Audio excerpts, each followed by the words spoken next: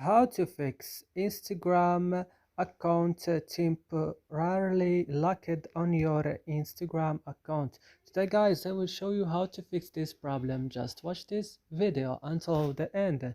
So let's start. First you will just open your settings of your phone as you see, and you will go directly to apps, and on apps you will find all the application that you have on your phone. What you can do right now, just you will click on Instagram.